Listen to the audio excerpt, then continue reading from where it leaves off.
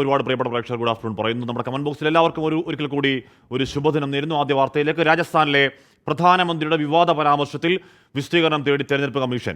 രാജ്യത്ത് ദാരിദ്ര്യം വർദ്ധിച്ചു എന്ന രാഹുൽ ഗാന്ധിയുടെ പരാമർശത്തിലും കമ്മീഷൻ വിശദീകരണം തേടി. ജനപ്രാതിനിധ്യ നിയമത്തിന്റെ 77-ാം വകുപ്പ് അനുസരിച്ച് പാർട്ടി അധ്യക്ഷന്മാരിൽ നിന്നാണ് കമ്മീഷൻ വിശദീകരണം തേടിയത്. വിവരങ്ങളുമായി ബൽറാം നുരുങ്ങൽ. ബൽറാം, രാജസ്ഥാനിലെ അങ്ങേയറ്റം വിദ്വേഷ പ്രസ്താവനയിൽ എന്തുകൊണ്ട് ഇലക്ഷൻ കമ്മീഷന്റെ മൗനം എന്ന ഒരു പ്രതിപക്ഷ ചോദ്യം ഉയരുന്ന ദിവസങ്ങളാണ്.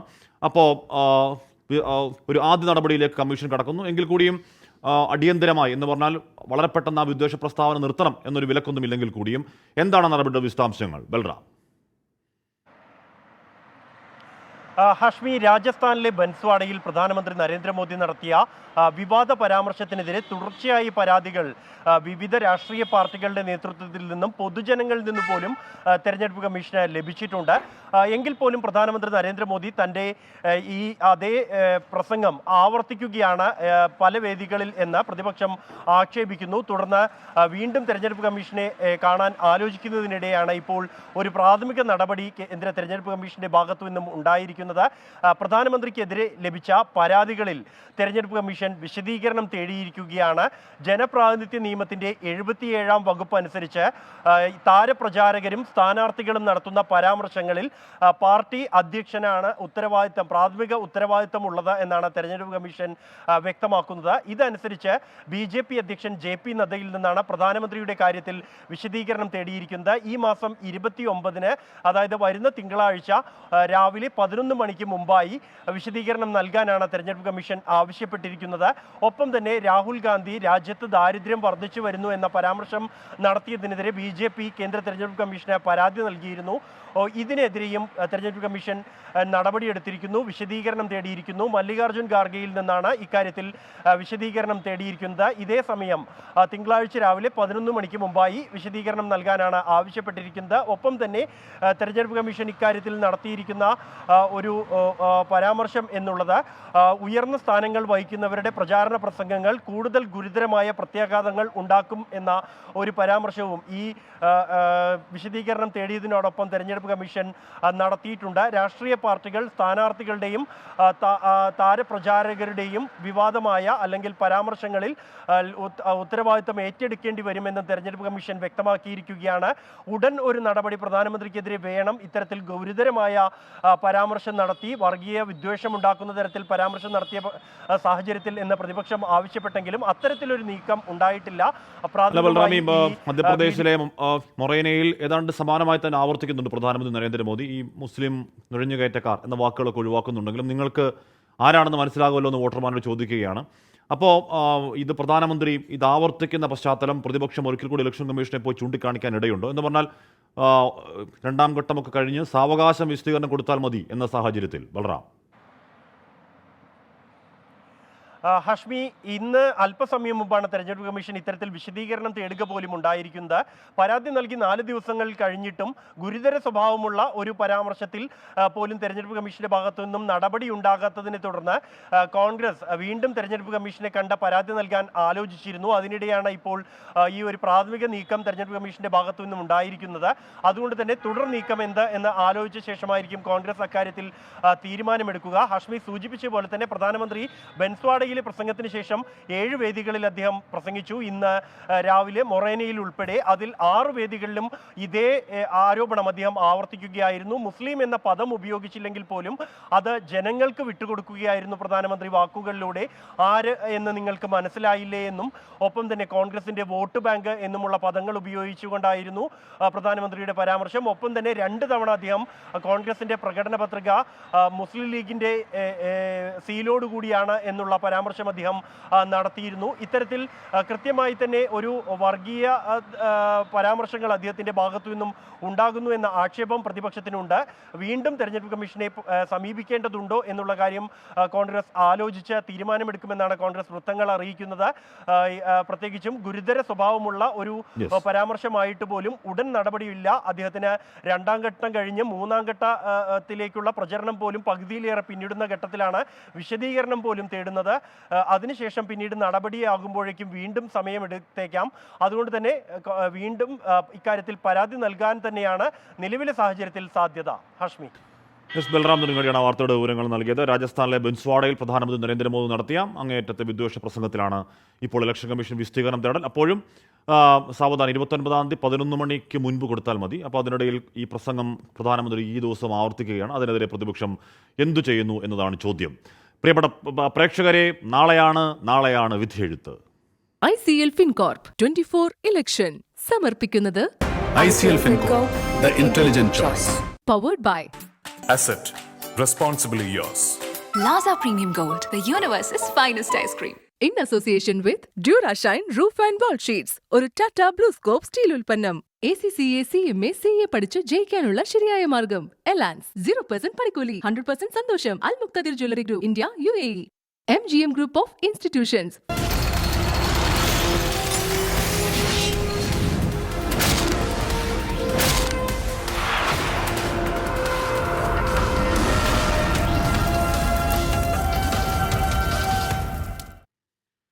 സംസ്ഥാനം പോളിംഗ് ബൂത്തിലേക്ക് പോകാൻ മണിക്കൂറുകൾ മാത്രം ബാക്കി നിൽക്കെ അവസാനവട്ട വോട്ടുറപ്പിക്കലിന്റെ തിരക്കിലാണ് സ്ഥാനാർത്ഥികൾ.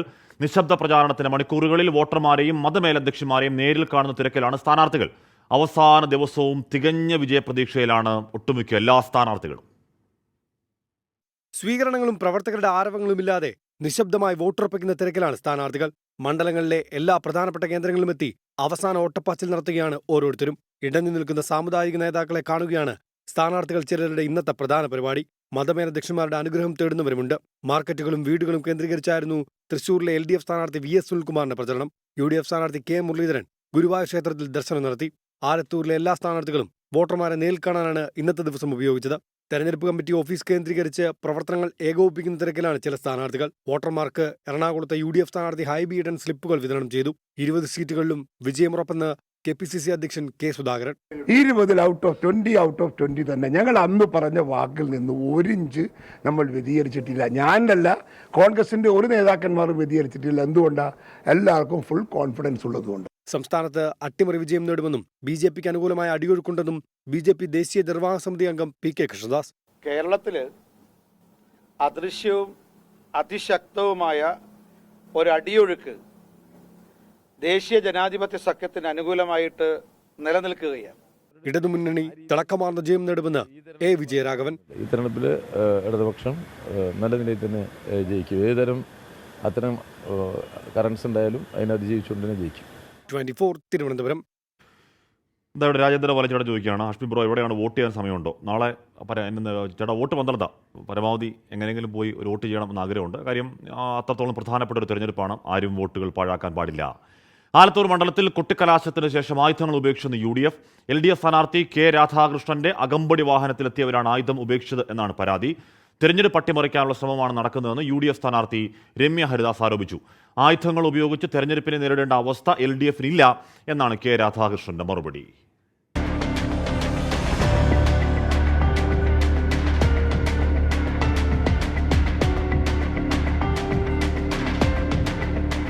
വോട്ടെടുപ്പിന് മണിക്കൂറുകൾക്ക് മുൻപാണ് ആലത്തൂരിലെ ആയുധ വിവാദം. LDF സ്ഥാനാർത്ഥി K രാധാകൃഷ്ണന്റെ പ്രചരണ വാഹനങ്ങളിൽ ഒന്നിൽ നിന്ന് ആയുധങ്ങൾ ഉപേക്ഷിച്ചെന്നാണ് UDFന്റെ ആരോപണം. ഇന്നലെ കലാശക്കൊട്ടിന് ശേഷമാണ് ആയുധങ്ങൾ ഉപേക്ഷിക്കുന്ന CCTV ദൃശ്യങ്ങൾ പുറത്തുവന്നത്.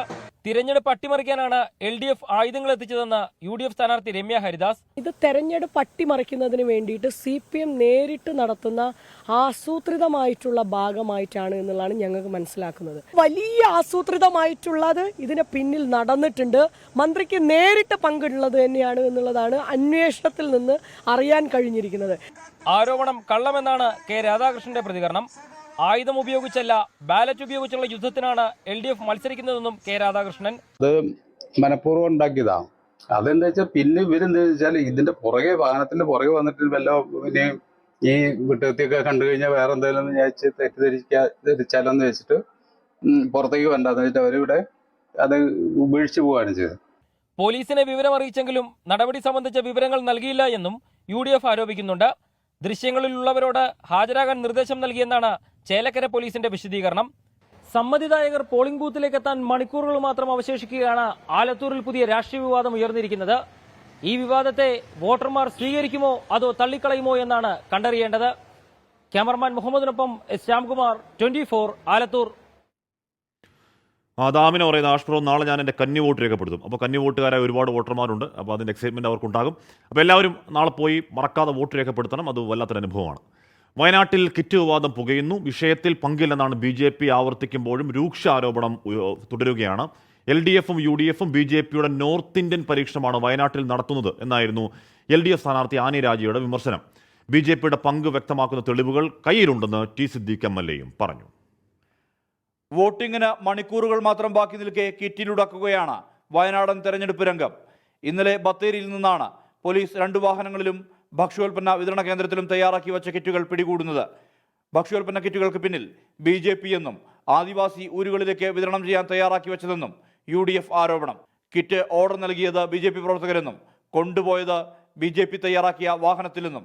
ഇത് ഓർഡർ ചെയ്തത് BJP പ്രവർത്തകർ, ഇത് കൊണ്ടുപോയത് BJP ഡയറക്ഷൻ അനുസരിച്ച് അവർ അറേഞ്ച് ചെയ്തിട്ടുള്ള വാഹനത്തിൽ. അത് കൊണ്ടുപോയി കൊടുത്തതും അത് കൊണ്ടുപോയി വെച്ചതും പ്രാദേശികമായിട്ടുള്ള BJP പ്രവർത്തകർ. എന്നിട്ട് BJP നേതാക്കന്മാർ പറയുകയാണ് ഞങ്ങൾക്ക് ഇതുമായി യാതൊരു രീതിയിലുള്ള ബന്ധമില്ല എന്ന്. ഒരു വിശ്വാസിയുടെ വഴിപാട് നേർച്ചയാണ് BJPയുടെ തലയിൽ കെട്ടിവെക്കാൻ ശ്രമിക്കുന്നതെന്ന് സംസ്ഥാന അധ്യക്ഷൻ K സുരേന്ദ്രന്റെ മറുപടി. ഇവിടെ ഒരു ക്ഷേത്രത്തിൽ ഒരു ഭക്തൻ അദ്ദേഹത്തിൻ്റെ ഗൃഹപ്രവേശത്തോടനുബന്ധിച്ച് അവിടെയുള്ള വിശ്വാസികൾക്ക് വിതരണം ചെയ്യാനായിട്ട് ഒരു വഴിപാട് നേർന്ന കാര്യമാണ് BJPയുടെ തലയിൽ അട്ടിമറിച്ചിരിക്കുന്നത്. BJPയെ നിങ്ങൾ ആക്ഷേപിച്ചോളൂ, LDFും UDFും. ഉത്തരേന്ത്യയിൽ BJP നടത്തുന്ന പരീക്ഷണങ്ങൾ വയനാട്ടിൽ ആവർത്തിക്കാൻ ശ്രമമെന്ന് LDF സ്ഥാനാർത്ഥി ആനി രാജ. ക്രിമിനൽ കുറ്റമാണ് നടന്നിട്ടുള്ളത്. ഈ വിഷയത്തിൽ തെരഞ്ഞെടുപ്പ് ഓഫീസർ ഗൗരവ സമീപനം സ്വീകരിക്കണമെന്നും ആവശ്യം. അത് വടക്കേന്ത്യയിൽ പരീക്ഷിച്ച് പലയിടത്തും അവർ വിജയിക്കുന്ന ഒരു സംഭവം തന്നെയാണ്. എത്തിക്കൽ വിരുദ്ധമല്ല, ഇത് ജനാധിപത്യ പ്രക്രിയയ്ക്ക് തന്നെ വിരുദ്ധമായിട്ടുള്ളതാണ്, തെരഞ്ഞെടുപ്പ് ചട്ടങ്ങൾക്ക് വിരുദ്ധമായിട്ടുള്ളതാണ്. അങ്ങനെ ഇതൊരു ക്രിമിനൽ കുറ്റമാണ്. ശക്തമായ നടപടികൾ ഇതിനെതിരായി സ്വീകരിക്കണമെന്നാണ് ഇടതുമുന്നണിയുടെ സ്ഥാനാർത്ഥി എന്ന നിലയിൽ വയനാട്ടിൽ എനിക്ക് പറയാനുള്ളത്. സംഭവത്തിൽ പോലീസ് അന്വേഷണം തുടങ്ങിയിട്ടുണ്ട്. തെരഞ്ഞെടുപ്പ് ഓഫീസർമാരും വിഷയം പരിശോധിക്കുകയാണ്. 24 വയനാട്. അപ്പോൾ 14 ദിവസത്തെ വലിയ പ്രചരണത്തിന് ശേഷം കുട്ടിക്കലാശത്തിന് ശേഷം കേരളം നാളെ പോളിംഗ് ബൂത്തിലാണ്. തെരഞ്ഞെടുപ്പിന് മുന്നോടിയായി സംസ്ഥാനത്തെ പോളിംഗ് സാമഗ്രികളുടെ വിതരണമൊക്കെ പൂർത്തിയായി. ജില്ലാ കളക്ടറുടെ മേൽനോട്ടത്തിലാണ് തെരഞ്ഞെടുപ്പ് ചുമതലയുള്ള ഉദ്യോഗസ്ഥർക്ക് ഈ പോളിംഗ് സാമഗ്രികൾ കൈമാറിയത്. വലിയ ചൂട് പരിഗണിച്ച് ബൂത്തുകളിൽ പ്രത്യേക ക്രമീകരണം ഏർപ്പെടുത്തിയിട്ടുണ്ട്. സുരക്ഷ കണക്കിലെടുത്ത് 7 ജില്ലകളിൽ നിരോധനാജ്ഞയും പ്രഖ്യാപിച്ചു. രാവിലെ 8 മണിയോടെയാണ് പോളിംഗ് സാമഗ്രികളുടെ വിതരണം തുടങ്ങിയത്. വരണാധികാരി കൂടിയായ ജില്ലാ കളക്ടർ വോട്ടിംഗ് മെഷീൻ പരിശോധിച്ച ശേഷം ചുമതലപ്പെട്ട ഉദ്യോഗസ്ഥർക്ക് ഉപകരണങ്ങൾ കൈമാറി. വോട്ടെടുപ്പ് പൂർത്തിയായ ശേഷം അതാത് കേന്ദ്രങ്ങളിൽ പോളിംഗ് സാമഗ്രികൾ തിരിച്ചെത്തിക്കണം. തുടർന്ന് സ്ട്രോങ് റൂമിലേക്ക് മാറ്റും. സംസ്ഥാനത്തെ 25,231 ബൂത്തുകളിലെ സുരക്ഷയ്ക്ക് 66,303 പോലീസുകാരെ വിന്യസിച്ചു. 1,700 പ്രശ്നബാധിത ബൂത്തുകളിൽ കേന്ദ്രസേനാ നിരീക്ഷണമുണ്ടാകും. ഇതിനു പുറമെ വെബ്കാസ്റ്റിംഗും ഏർപ്പെടുത്തിയിട്ടുണ്ട്. വോട്ട് ബഹിഷ്കരിക്കാൻ ആവശ്യപ്പെട്ട കണ്ണൂർ മുഴക്കുന്ന് ഗവൺമെന്റ് UP സ്കൂളിലെ പോളിംഗ് ബൂത്തിൽ പതിച്ച മാവോയിസ്റ്റ് പോസ്റ്റർ പോലീസ് നീക്കം ചെയ്തു. പൊതുതിരഞ്ഞെടുപ്പിന് മുന്നോടിയായി സംസ്ഥാനത്തെ 7 ജില്ലകളിൽ നിരോധനാജ്ഞ പ്രഖ്യാപിച്ചു. കണ്ണൂർ, കാസർഗോഡ്, മലപ്പുറം, തൃശൂർ, പത്തനംതിട്ട, തിരുവനന്തപുരം, ഇടുക്കി ജില്ലകളിലാണ് നിരോധനാജ്ഞ. വിവിധ ബ്യൂറോകൾക്കൊപ്പം 24 തിരുവനന്തപുരം. വോട്ട് ചെയ്യാനായി കേരളത്തിലേക്കുള്ള യാത്രയിലാണ് മറുനാട് മലയാളികൾ. മുംബൈയിലെ LTT റെയിൽവേ സ്റ്റേഷനിൽ നിന്ന് മലയാളി വോട്ടർമാരുമായുള്ള നേത്രാവതി എക്സ്പ്രസ് യാത്ര തുടങ്ങി. ശ്രീനാഥ് ചന്ദ്രൻ അവിടെ നിന്ന് തയ്യാറാക്കിയ റിപ്പോർട്ട് കാണാം. മുംബൈയിലെ LTT റെയിൽവേ സ്റ്റേഷനകത്താണുള്ളത്. പ്ലാറ്റ്ഫോം നമ്പർ 1-ൽ അല്പസമയത്തിനകം നേത്രാവതി എക്സ്പ്രസ് നാട്ടിലേക്ക് പുറപ്പെടുകയാണ്. തിരുവനന്തപുരം വരെയുള്ള വോട്ടർമാർക്ക് വോട്ട് ചെയ്യണമെങ്കിൽ ട്രെയിൻ മാർഗം മുംബൈയിൽ നിന്ന് പോവുകയാണെങ്കിൽ അവസാനത്തെ ട്രെയിനാണ് ഈ നേത്രാവതി. കുറച്ച് മലയാളികളുണ്ട് വോട്ട് ചെയ്യാൻ വേണ്ടി പോവുകയാണ്. മാവേലിക്കരയാണ് മണ്ഡലം. MS അരുൺകുമാർ, കൊടുക്കുന്ന സുരേഷ്. പിന്നെ എത്ര മണിയാകുമ്പോൾ എത്തും ഈ ട്രെയിൻ? 3 മണിയാകുമ്പോൾ എത്തും. അപ്പോൾ സമയമുണ്ട് വോട്ട് ചെയ്യാൻ? സമയമുണ്ട്. നേരെ പോളിംഗ് ബൂത്തിലേക്ക്? നേരെ പോളിംഗ് ബൂത്തിലേക്ക്. എന്താ അവിടുത്തെ ഒരു ട്രെൻഡ് എങ്ങനെയുണ്ട്? ട്രെൻഡ് അരുൺകുമാറിനാണ് ട്രെൻഡ്. ഇവിടെ ഇരിക്കുമ്പോൾ ഈ പ്രചാരണ സമയത്തൊക്കെ ഇവിടെയാണല്ലോ, നമ്മുടെ മുംബൈ തന്നെയാണല്ലോ. ഇവിടെ അല്ല, ഞാൻ ഗുജറാത്തിലാണ്. നാട്ടിലില്ലാത്തൊരു പ്രശ്നമുണ്ടോ? നാട്ടിൽ ആ ഒരു ഫീല് കിട്ടാത്തതിന്റെ? ഗുജറാത്തിൽ നിന്ന് നേരിട്ട് ട്രെയിൻ കിട്ടിയില്ല. അങ്ങനെ മുംബൈ വന്നു, ഇന്നലെ വൈകിട്ട് ഇവിടെ വന്നു. ഓക്കെ, എന്തായാലും വോട്ട് ചെയ്യും. ചേട്ടൻ എവിടേക്കാ? ഞാൻ തലശ്ശേരി. തലശ്ശേരി. തലശ്ശേരി രാവിലെ ആകുമ്പോഴേക്കും എത്തും അല്ലേ? രാവിലെ 7:45 8 മണിക്ക് എത്തും. അപ്പോൾ സുഖമായിട്ട് സമയമുണ്ട്. വീട്ടിൽ പോയൊക്കെ ഒന്ന് കുളിച്ച് റെഡിയായി പതുക്കെ വോട്ട് ചെയ്യാൻ പോവാം. അത് എങ്ങനെയുണ്ട്? തലശ്ശേരി വരുന്നത് വടകര മണ്ഡലമല്ലേ? വടകര മണ്ഡലം നല്ല ശക്തമായ പോരാട്ടം നടക്കുന്ന സ്ഥലമാണ്. ആരാണ് ജയിക്കാന്നുള്ള ഉറപ്പ് പറയാൻ പറ്റാത്തൊരു മണ്ഡലമാണ്. നാട്ടിലൊക്കെ പ്രചാരണത്തിന്റെ സമയത്തൊക്കെ ഇവിടെയല്ലേ അല്ലേ? അപ്പോൾ അതൊന്നും നേരിൽ കാണാൻ പറ്റാത്ത ആ ഒരു സമയത്ത് അവിടെ ഇല്ലാത്തതിന്റെ ഒരു പ്രശ്നമല്ലേ? ഇന്നലെയൊക്കെ വലിയ കൊട്ടിക്കലാശൊക്കെ ആയിരുന്നു അവിടെ. കലാശം ആണ് പറയുന്നത്. അതെ. ഏത് ബൂത്തിലാണ്? ഞാൻ പാട്യം പഞ്ചായത്തിലെ വരെ. പാട്ടിയെത്താം. ഏതായാലും പോയിട്ട് വോട്ട് ചെയ്യും. അങ്ങനെ നേത്രാവതി എക്സ്പ്രസും LTTയിൽ നിന്ന് പുറപ്പെടുകയാണ്. കേരളത്തിലേക്കുള്ള വോട്ടർമാർ, മുംബൈയിൽ നിന്നുള്ള വോട്ടർമാരാണ് അധികവും ഉള്ളത്. ഏതായാലും രാവിലെയോടെ കേരളത്തിലെ ഓരോ ജില്ലകളിലായി കാസർഗോഡ്, കണ്ണൂർ, കോഴിക്കോട് അങ്ങനെ ഓരോ ജില്ലകളിലും ഇറങ്ങേണ്ട വോട്ടർമാരുണ്ട്. വോട്ട് ചെയ്യുക എന്നൊരു ഒറ്റ ലക്ഷ്യം വെച്ച് പോലും പോകുന്ന നിരവധി പേരെ കാണാൻ കഴിഞ്ഞു എന്നതാണ് വസ്തുത. LTT റെയിൽവേ സ്റ്റേഷനിൽ നിന്ന് വരുൺ ബി നായർക്കൊപ്പം ശ്രീനാഥ് ചന്ദ്രൻ, 24. അപ്പോൾ അത് പൊളിച്ചേട്ടന്മാരാണ് കാര്യം. നോക്കൂ, ഒരു വോട്ട് ചെയ്യാൻ വേണ്ടി ഗുജറാത്തിൽ നിന്ന് നേരിട്ട് തീവണ്ടി ഇല്ലാത്ത കാരണം മുംബൈയിൽ നിന്ന് തീവണ്ടി പിടിച്ച് വോട്ട് ചെയ്യുക എന്ന ഉദ്ദേശത്തിൽ മാത്രം. അതിപ്പോൾ ആർക്ക് വോട്ട് ചെയ്യട്ടെ, ആ വോട്ട് അത് വിലയുള്ള വോട്ടാണ്, അത് ചെയ്യണം എന്ന നിശ്ചയദാർഢ്യത്തിൽ വരുന്ന എല്ലാ മലയാളി ചേട്ടന്മാർക്കും അഭിവാദ്യങ്ങൾ. ഇവിടെ പ്രദീപ് കുമാർ പറയുകയാണ്, ഹാഷ്മി ഞങ്ങൾ പ്രവാസികൾക്ക് വോട്ട് ചെയ്യാൻ പറ്റില്ലല്ലേ, എന്താ ഞങ്ങളെ അവോയ്ഡ് ചെയ്യുന്ന നല്ല സങ്കടം ഉണ്ട് കേട്ടോ എന്ന് പറയുകയാണ്. എന്നാണ് പ്രവാസി വോട്ട് എല്ലാ കാലവും ചർച്ചയാവുന്ന കാര്യമാണ് ചേട്ടാ. പ്രവാസി വോട്ടിന് വേണ്ടി നമുക്ക് ഒരിക്കൽ കൂടി ആഗ്രഹിക്കാം, നമ്മളെ കൊണ്ട് ചെയ്യാൻ പറ്റുന്നതൊക്കെ ചെയ്യാം. പക്ഷേ അതൊക്കെ ഒരു നയപരമായ തീരുമാനമല്ലേ. പത്തനംതിട്ട മണ്ഡലത്തിൽ പോളിംഗ് ഉദ്യോഗസ്ഥരുടെ ലിസ്റ്റ് ചോർന്ന സംഭവത്തിൽ ഒരു ഉദ്യോഗസ്ഥന് സസ്പെൻഷൻ. കോന്നി താലൂക്ക് ഓഫീസിലെ LD ക്ലാർക്ക് യദു കൃഷ്ണനെതിരെയാണ് നടപടി. ഗൂഢാലോചന നടന്നുവെന്നും സമഗ്രാന്വേഷണം വേണമെന്നും ആന്റണി ആവശ്യപ്പെട്ടു. ഇന്നലെ തന്നെ എനിക്ക് അതിൻ്റെ കോപ്പി ഇടതുപക്ഷ കേന്ദ്രങ്ങളിൽ നിന്ന് എനിക്ക് കിട്ടിയത്, അല്ലാതെ എനിക്ക് വേറൊരു സ്ഥലത്ത് നല്ല കിട്ടിയത്. ഈ ജനാധിപത്യ വിധ്വംസ പ്രവർത്തകത്തെ അംഗീകരിക്കാത്ത ഇടതുപക്ഷ ആളുകളാണ് എനിക്ക് തന്നത്. പോളിംഗ് ഓഫീസേഴ്സിൻ്റെ ഫൈനലൈസ് ലിസ്റ്ററിൻ്റെ ഓർഡർ ഇതാ ഞങ്ങളുടെ എല്ലാം കൈകളിൽ എത്തിയിരിക്കുന്നു. ഇന്ന ബൂത്തിലിരിക്കുന്ന നമ്മുടെ ഇന്ന സഖാവാണ്, അതുകൊണ്ട് നിങ്ങൾ അവിടെ പോയി കള്ളവോട്ട് ചെയ്യണമെന്നും അവിടെ നിങ്ങൾക്ക് എത്ര കള്ളവോട്ട് വേണമെങ്കിലും ചെയ്യാമെന്നാണ്. ശ്രീത്ത്, UDF സ്ഥാനാർത്ഥി ലിസ്റ്റ് ചോർന്നതിൽ ഒരു ഗൂഢാലോചന സംശയിക്കുന്നത് എന്തുകൊണ്ടാണ്? അതായത് ഇന്നലെ ആണ് ഈ ലിസ്റ്റ് ചോർന്നത്. അതിൽ കളക്ടർ നൽകുന്നൊരു വിശദീകരണം അത് ഫ്ലെക്സ് ബോർഡ് അടിക്കാൻ വേണ്ടി കൊടുത്ത സമയമായിരുന്നു.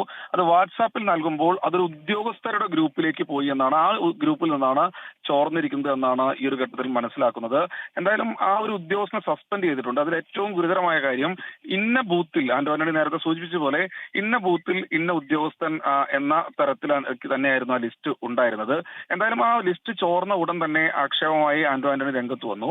ഇത് CPIMനെ സഹായിക്കാനാണ്. കോന്നി MLA KU ജനീഷ് കുമാറിന്റെ നേതൃത്വത്തിൽ കഴിഞ്ഞ ദിവസം ഒരു യോഗം ചേർന്ന്, സ്വകാര്യ ഹോട്ടലിൽ യോഗം ചേർന്ന് കള്ളവോട്ടിന് പരിശീലനം നൽകുന്ന സാഹചര്യം വരെ ഉണ്ടായെന്നൊരു ആക്ഷേപം UDF ഉന്നയിക്കുന്നുണ്ട്. എന്തായാലും അതിനുശേഷം ജില്ലാ കളക്ടർക്ക് പരാതി നൽകാൻ ആന്റണി എത്തി. അവിടെ ഏതാണ്ട് 1 മണിക്കൂർ നേരം ആന്റണി കുത്തിയിരുന്ന് പ്രതിഷേധിക്കുന്ന ഒരു സാഹചര്യം ഉണ്ടായി. പക്ഷേ അപ്പോഴേക്കും ഈ ഒരു നടപടിക്കുള്ള സാധ്യത അപ്പോൾ തന്നെ കളക്ടർ പറഞ്ഞിരുന്നു. നിങ്ങൾ കാത്തിരിക്കൂ എന്നാണ് കളക്ടർ പറഞ്ഞത്. എന്തായാലും ജില്ലാ കളക്ടർ S പ്രേംകൃഷ്ണൻ, ഈ ഒരാളെ യദു കൃഷ്ണൻ എന്നാണ് ഉദ്യോഗസ്ഥന്റെ പേര്, കോന്നി താലൂക്ക് ഓഫീസിലെ LD ക്ലാർക്കാണ് അദ്ദേഹം. അദ്ദേഹത്തിന് പറ്റിയത് ഗുരുതരമായ പിഴവാണെന്നും അതിൽ വീഴ്ചയുണ്ട്, പ്രഥമ ദൃഷ്ടിയ വീഴ്ചയുണ്ട്, ഇതിനെതിരെ ക്രിമിനൽ നടപടി സ്വീകരിക്കുമെന്ന് അറിയിച്ചിട്ടുണ്ട്. ഇപ്പോൾ സസ്പെൻഷൻ നടപടിയിലേക്കാണ് കടന്നിട്ടുള്ളത്. എന്തായാലും ഈ ലിസ്റ്റ് പൂർണ്ണമായി പുനർവിന്യസിച്ചിട്ടുണ്ട്. ഈ ഉദ്യോഗസ്ഥരെ അങ്ങോട്ടും ഇങ്ങോട്ടും ഒക്കെ കൃത്യമായി തന്നെ മാറ്റിയിട്ടുണ്ട്. അങ്ങനെ പ്രശ്നം പരിഹരിച്ചിട്ടുണ്ട് എന്നാണ് പറയുന്നത്. പക്ഷേ ആന്റണി ഇപ്പോഴും പറയുന്നത് കൂടുതൽ ആളുകൾക്ക് പങ്കുണ്ട്, അതിൽ നടപടി വേണമെന്നാണ്. എന്തായാലും LDF ഈ കള്ളവോട്ട് ആരോപണം പൂർണ്ണമായി തള്ളുകയാണ്. അത് ഉദ്യോഗസ്ഥ തലത്തിലുള്ള വീഴ്ച ഉണ്ടെങ്കിൽ അത്തരത്തിൽ നടപടി എടുക്കട്ടെ, തങ്ങൾക്ക് ഇതിൽ യാതൊരു ബന്ധവുമില്ല എന്ന് LDF സ്ഥാനാർത്ഥി ഡോക്ടർ TM തോമസ് ഐസക്കും പറഞ്ഞു വെക്കുന്നു. എന്തായാലും വിവാദം കള്ളവോട്ടിലേക്കും ഗുരുതരമായ ആക്ഷേപങ്ങളിലേക്കും വീണ്ടും തെരഞ്ഞെടുപ്പിന് ഒരു ദിവസം മാത്രം ബാക്കി നിൽക്കെ ഉയർന്ന കാഴ്ചയാണ് പത്തനംതിട്ടയിൽ. ശ്രീകുമാരാണ് വിവരങ്ങൾ നൽകിയത്. ഇപ്പോൾ തെരഞ്ഞെടുപ്പ് വാർത്തകൾ കൂടുതൽ ആരോപണ പ്രത്യാരോപണങ്ങൾ, ഇപ്പോൾ നിശബ്ദ പ്രചരണ ദിവസമാണെങ്കിലും ആരോപണ പ്രത്യാരോപണങ്ങൾക്ക് ഒരു കുറവുമില്ല. BJPയുമായി ചർച്ച നടത്തിയ CPIM നേതാവ് EP ജയരാജനാണെന്ന് പറയുന്നുണ്ട് K സുധാകരൻ. ഗൾഫിൽ നടന്ന കൂടിക്കാഴ്ചയിൽ മഹാരാഷ്ട്ര ഗവർണർ പദവി BJP വാഗ്ദാനം ചെയ്തു. CPIM നേതൃത്വം ഭീഷണിപ്പെടുത്തിയതോടെ EP ജയരാജൻ ആ നീക്കത്തിൽ നിന്ന് പിൻവലിഞ്ഞെന്നും K സുധാകരൻ പറയുകയാണ്. ഞാനല്ല പോകുന്നത്, EP ജയരാജനാണ്. EP ജയരാജൻ്റെ ചർച്ച കഴിഞ്ഞു. ചർച്ച പിന്നെ ഈ ശോഭ മുഖാന്തരം നടത്തിയ ചർച്ച നടന്നു. ചന്ദ്രശേഖരനും ചർച്ച നടന്നു ഒരു പരിധി വരെ എല്ലാം കടന്നങ്ങോട്ട് എത്തിയപ്പോൾ പാർട്ടിയിൽ നിന്ന് ഭയങ്കരമായ ഭീഷണി ജയരാജനെ ഇപ്പോൾ ഉണ്ടായിട്ടുണ്ട്. അതുകൊണ്ട് തൽക്കാലം പുള്ളി പിന്നോട്ട് പോയിട്ടുണ്ട്, മാറിയിട്ടുണ്ട്. ഗൾഫിൽ വെച്ചാണ് നടത്തിയത്. അതിനൊരു മധ്യവർത്തിയുണ്ട്. മധ്യവർത്തി തന്നെ നമ്മളിലൊക്കെ പറഞ്ഞ വിഷയമാണ്. മധ്യവർത്തിൻ്റെ പേരൊന്നും ഞാൻ പറയുന്നില്ല. ഗവർണർ സ്ഥാനത്തെക്കുറിച്ചാണ് ചർച്ച നടത്തിയത്. രാജശേഖരൻ അടക്കം ചർച്ച നടത്തിയപ്പോൾ പങ്കെടുത്തിട്ടുണ്ട്. സജോ ദേവസ്യായിരുന്നു. സജോ, ഒരു രാഷ്ട്രീയ ആരോപണം എന്നതിനപ്പുറം കുറച്ചുകൂടി ആധികാരികമായി ഇന്ന ആളുകൾ കണ്ടു, എന്തൊക്കെയാണ് ഓഫർ, നേരിൽ കണ്ടതുപോലെ അല്ലെങ്കിൽ ഫസ്റ്റ് ഹാൻഡ് റിപ്പോർട്ട് പോലൊക്കെ കെ സുധാകരൻ പറയുമ്പോൾ അത് ഇ.പി. ജയരാജൻ അതിൽ പ്രതികരിക്കാൻ തയ്യാറുണ്ടോ? നമ്മൾ ചോദിച്ചിരുന്നോ?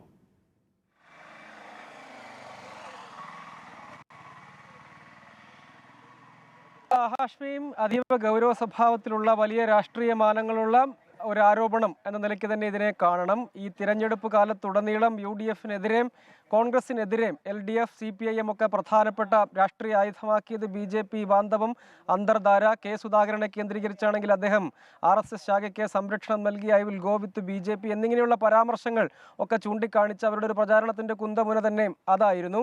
അതേ കാര്യം തന്നെ, അതേ ആയുധം തന്നെ കെ സുധാകരൻ ഈ അവസാന മണിക്കൂറിൽ, അതായത് പോളിംഗ് ബൂത്തിൽ ജനമെത്താൻ, വോട്ടർമാരെത്താൻ വളരെ കുറച്ച് സമയം മാത്രം അവശേഷിക്കവേ അതേ ആയുധം തന്നെ തിരിച്ചെടുത്ത് പ്രയോഗിക്കുന്നു എന്നതാണ് ഇതിലെ ശ്രദ്ധേയമായ കാര്യം. അതിൽ കെ സുധാകരൻ ആരോപിക്കുന്നത് ശോഭാ സുരേന്ദ്രനാണ് ഇതിൽ ആദ്യം ഇത്തരമൊരു രാഷ്ട്രീയ ആരോപണം കൊണ്ടുവന്നത്. ശോഭാ സുരേന്ദ്രൻ ദല്ലാൽ നന്ദകുമാറിനെ കേന്ദ്രീകരിച്ച് ഒരു ഉന്നതനായ CPM നേതാവ് BJP-യിൽ ചേരാൻ ചർച്ച നടത്തി എന്ന് പേര് പറയാതെയാണ് ആരോപണം ഉന്നയിച്ചത്. കെ സുധാകരൻ പക്ഷേ പേര് തന്നെ പറയുന്നു. ശോഭാ സുരേന്ദ്രൻ മുഖാന്തരം ചർച്ച നടന്നു. തിരുവനന്തപുരത്തെ NDA സ്ഥാനാർത്ഥി രാജീവ് ചന്ദ്രശേഖരനും ഈ ചർച്ചയിൽ പങ്കാളിയായി, ഗവർണർ പദവി വാഗ്ദാനം ചെയ്തു. പക്ഷേ അത് പിന്നീട്, അതായത് CPM സംസ്ഥാന സെക്രട്ടറി MV ഗോവിന്ദൻ നിയോഗിക്കപ്പെട്ടതിന് പിന്നാലെയാണ് ഈ ചർച്ച നടന്നത്. പാർട്ടി സെക്രട്ടറി പദവി EP പ്രതീക്ഷിച്ചിരുന്നു, കിട്ടാത്തതിൽ നിരാശയുണ്ടായി. അതിന്റെ ഭാഗമായാണ് പിന്നീട് CPM നേതൃത്വം അറിയുകയും EP-യെ ഭീഷണിപ്പെടുത്തുകയും ചെയ്തതുകൊണ്ട് അദ്ദേഹം തൽക്കാലം പിന്മാറി. പക്ഷേ ഇലക്ഷൻ കഴിഞ്ഞാൽ കാര്യങ്ങൾ അങ്ങനെയാവില്ല എന്നൊക്കെയുള്ള ആരോപണമാണ്. ഇതിന് EP ജയരാജൻ അല്പസമയത്തിനകം മറുപടി പറയും. അല്പസമയത്തിനകം തന്നെ ഈ മാധ്യമങ്ങളെ കാണാം എന്ന് അദ്ദേഹം അറിയിച്ചിട്ടുണ്ട്. അദ്ദേഹത്തിന്റെ ഭാഗം വിശദീകരിക്കുകയും ചെയ്യും. പക്ഷേ ഇതൊരു ഈ തെരഞ്ഞെടുപ്പിൽ ഉടനീളം പരിശോധിച്ചാൽ EP ജയരാജനെ കേന്ദ്രീകരിച്ചും UDF ആദ്യഘട്ടത്തിൽ ബിസിനസ് ബന്ധ ആരോപണം തുടങ്ങിയ രാഷ്ട്രീയ ആരോപണങ്ങൾ, അല്ലെങ്കിൽ BJP-യുമായി അന്തർധാര, ബിസിനസ് ബന്ധം തുടങ്ങിയ ആരോപണങ്ങൾ ഉന്നയിച്ചിരുന്നു. പക്ഷേ ഏറ്റവും കൂടുതൽ ഈ ആരോപണം LDF ആണ് തിരഞ്ഞെടുപ്പിലുടനീളം അവരുടെ പ്രധാനപ്പെട്ട ക്യാമ്പയിൻ സ്ട്രാറ്റജിയുടെ ഭാഗമായി ഉൾപ്പെടുത്തിയത്. അത് പക്ഷേ തിരിച്ചടിക്കുന്നു. അങ്ങനെ ഒരു രാഷ്ട്രീയ സാഹചര്യമുണ്ട്. എന്തുകൊണ്ടാണ് ബിസിനസ് ബന്ധം BJP-ക്ക് നല്ല സ്ഥാനാർത്ഥികളാണെന്ന് പറഞ്ഞത്? BJP-യും CPM തമ്മിലാണ് കേരളത്തിൽ മിക്കയിടങ്ങളിൽ പോരാട്ടം എന്ന് പറഞ്ഞത്. അപ്പോൾ ഇതിനോടൊക്കെ ചേർത്ത് വെക്കുന്നുണ്ടോ കെ സുധാകരൻ EP ജയരാജൻ BJP-യിലേക്ക് പോകാനുള്ള ചർച്ച നടത്തിയെന്ന അതിഗുരുതര ആരോപണം ഉന്നയിക്കുമ്പോൾ? സജോ,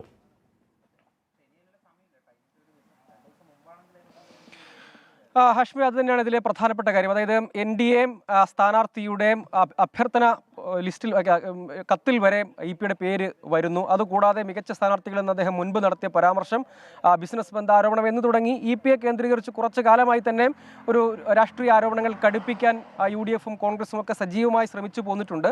അതിൻ്റെ കൂടി ഒരു തുടർച്ചയാണ്. ഒപ്പം അങ്ങനെ ഒരു സാഹചര്യം, രാഷ്ട്രീയ സാഹചര്യം രൂപപ്പെട്ട് നിൽക്കുന്നു. പലതരം ആരോപണങ്ങൾ അതുമായി കേന്ദ്രീകരിച്ച് ഇതിനകം തന്നെ ഉയർന്നതാണ്. അതിനെ കുറെ കൂടി അവസാന മണിക്കൂറിൽ അതിനെ കുറെ കൂടി രാഷ്ട്രീയമായി ഉപയോഗിക്കുക എന്ന ലക്ഷ്യം കെ സുധാകരനെ സംബന്ധിച്ചിടത്തോളം ഉണ്ടാകും. പക്ഷേ ഇക്കാര്യത്തിൽ പലരുടെയും പേരുകളൊക്കെ പറഞ്ഞ് ഈ സാഹചര്യത്തെയൊക്കെ പ്രയോജനപ്പെടുത്തുന്ന തരത്തിലുള്ള ആരോപണമാണ്. അതിനൊക്കെ EP എന്ത് മറുപടി പറയും എന്നതുകൂടി കാത്തിരിക്കണം. പക്ഷേ EP ജയരാജൻ ഈ തെരഞ്ഞെടുപ്പ് ഘട്ടത്തിൽ പലപ്പോഴും LDF-നെ പ്രതിരോധത്തിലാക്കിയിരുന്നു. അദ്ദേഹത്തിൻ്റെ സ്ഥാനാർത്ഥികളെ സംബന്ധിച്ചുള്ള പ്രയോഗം, ഏറ്റവും പ്രധാനമായി മികച്ച സ്ഥാനാർത്ഥികൾ, NDA സ്ഥാനാർത്ഥികളുണ്ട് എന്ന പ്രയോഗം അദ്ദേഹത്തെ പ്രതിരോധത്തിലാക്കിയിരുന്നു. മറ്റൊന്ന് രാജീവ് ചന്ദ്രശേഖരനുമായി ബന്ധപ്പെട്ടുള്ള ബിസിനസ് ബന്ധ ആരോപണങ്ങളാണ്. അത് അദ്ദേഹം നേരത്തെ മറുപടി പറഞ്ഞതാണെങ്കിൽ പോലും അത് LDF-നെ രാഷ്ട്രീയമായി പ്രതിരോധത്തിലാക്കിയിരുന്നു. ആ സാധ്യത ഒരിക്കൽ കൂടി പ്രയോഗിക്കുകയാണ് UDF എന്നതാണ് ഇതിലെ ശ്രദ്ധേയമായ ഒരു കാര്യം. പക്ഷേ അത് ഈ അവസാന മണിക്കൂറിൽ അത് വലിയൊരു രാഷ്ട്രീയ ആയുധമാക്കി തന്നെ, അതായത് കെ സുധാകരനെതിരെയാണ് പലപ്പോഴും BJP ബാന്ധവ ആരോപണം LDF പലപ്പോഴും ഉന്നയിച്ചിരുന്നത്.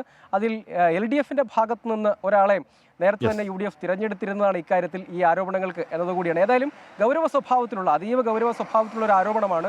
ഗൾഫിൽ വെച്ച് ചർച്ച നടത്തു, ആരൊക്കെ പങ്കെടുത്തു, ദല്ലാൽ നന്ദകുമാറിന്റെ പേര് പറയുന്നില്ലെങ്കിലും അങ്ങനെ ഒരു മധ്യവർത്തി കൂടി ഉണ്ടായിരുന്നു എന്നൊക്കെ കെ സുധാകരൻ പറയുന്നുണ്ട്. അത് കുറച്ചുകൂടി ആധികാരികമായി പറയുകയാണ് കെ സുധാകരൻ. ഗൾഫിൽ വെച്ചാണ് ചർച്ച നടത്തിയത്, ആരൊക്കെ അതിൽ പങ്കെടുത്തു, എന്തായിരുന്നു ഓഫർ, ആ ഓഫറിൽ നിന്ന് പിന്മാറാൻ കാരണം എന്താണ് എന്നൊക്കെ കെ സുധാകരൻ പറയുമ്പോൾ ഉറപ്പായും EP ജയരാജൻ അതിൽ പ്രതികരിക്കുമെന്ന് തന്നെ കരുതണം. എന്താണ് EP-യുടെ മറുപടി അക്കാര്യത്തിൽ എന്നത് ആകാംക്ഷയാണ്. ഡൽഹി ലഫ്റ്റനന്റ് ഗവർണറുടെ കേരള സന്ദർശനത്തിൽ തെരഞ്ഞെടുപ്പ് കമ്മീഷൻ ഇടപെടൽ ആവശ്യപ്പെട്ട് പ്രതിപക്ഷ നേതാവ് കത്ത് നൽകി. ഭരണഘടനാ പദവിയിലിരിക്കുന്ന ലഫ്റ്റനന്റ് ഗവർണർ BJP-ക്ക് വേണ്ടി നേരിട്ട് രാഷ്ട്രീയത്തിൽ ഇടപെടുന്നു എന്ന് കത്തിൽ ആരോപിക്കുകയാണ്.